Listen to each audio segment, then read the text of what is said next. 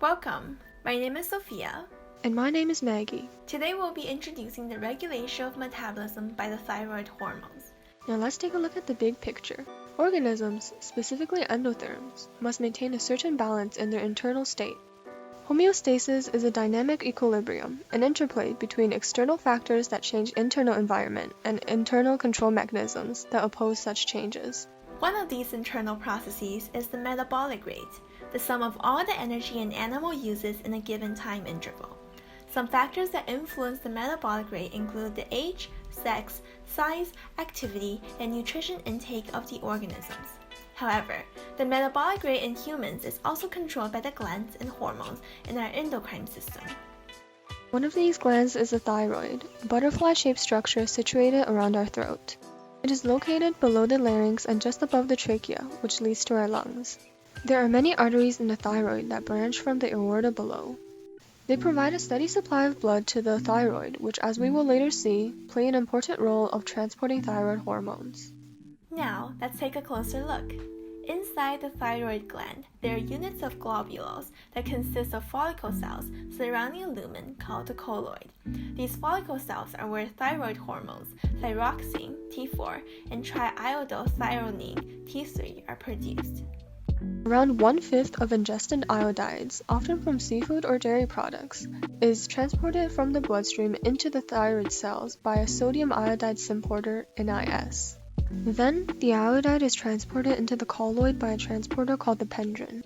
In the colloid, an enzyme called peroxidase oxidizes iodide into iodine.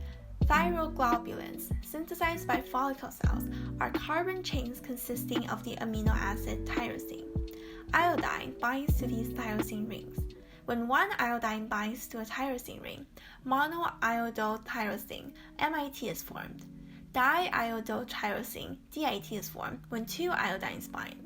When an MIT and a DIT form ester bonds with each other, they have 3 iodines total, forming a T3 hormone. Similarly, when a DIT and a DIT bond, there are 4 iodines total, forming a T4 hormone. While there are more T4 hormones produced, T3 is much more active. So once they arrive at the target cells carried by thyroid-binding proteins through the bloodstream, T4 is converted into T3. These lipid hormones diffuse through the cell membrane into the nucleus, binding to thyroid hormone receptors to stimulate gene transcriptions. The specific mRNA produced will go on to synthesize new proteins to increase the metabolic rate. Depending on the target cell, an increase in metabolic rates can look very different. For example, thyroid hormones can promote growth in muscle and skeletal cells. In cardiovascular cells, they can increase the heart rate and respiration. They can also increase processes such as oxygen consumption, glucose absorption, protein synthesis, and more. But what stimulates the production of these hormones to increase metabolic rates? Well, as part of the endocrine system, it is the hypothalamus in our brain, and as we zoom in, the 2 lobes below it, the anterior and inferior pituitary glands. When a stimulus signals a drop in thyroid hormone levels, sensory neurons attached to the hypothalamus signals the hypothalamus to secrete the thyroid-releasing hormone, TRH.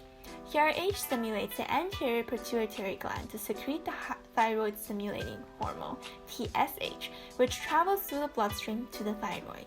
There, TSH binds to G protein-coupled receptors on the membrane of the thyroid, activating the processes we discussed, like iodide pumping, thyroglobulin synthesis, and hormone release to produce more T3 and T4 hormones. However, when metabolic rates are too high, this cascading hormone production system can be regulated by a negative feedback loop.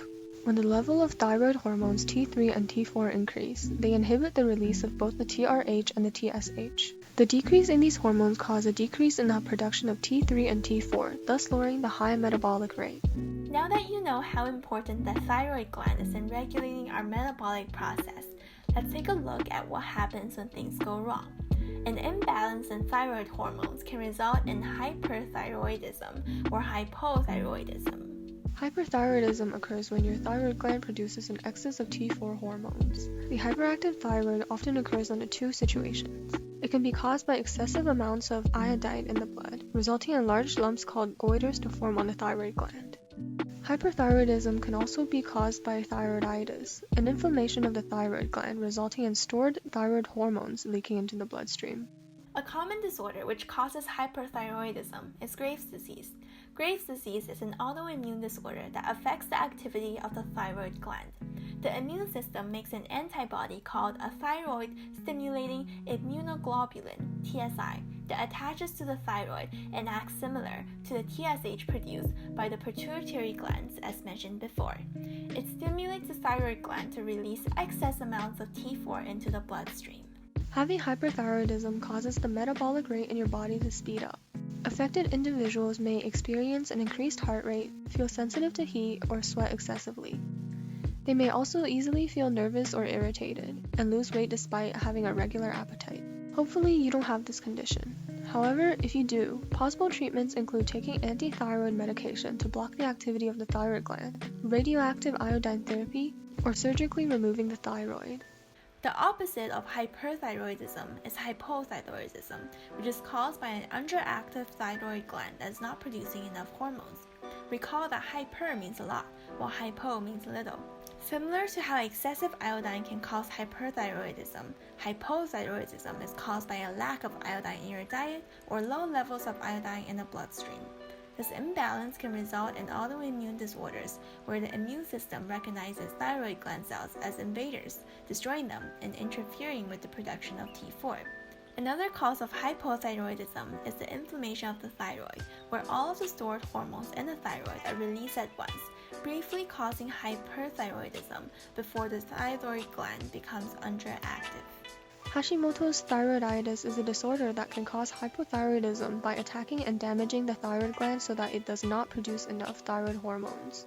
Hypothyroidism causes the metabolic rate in your body to slow, resulting in fatigue, sensitivity to cold temperatures, dry skin, weight gain despite a regular appetite, and a slow heart rate. Hypothyroidism cannot be cured completely, but it can be controlled by taking hormone supplement medication, specifically T4 replacement medication.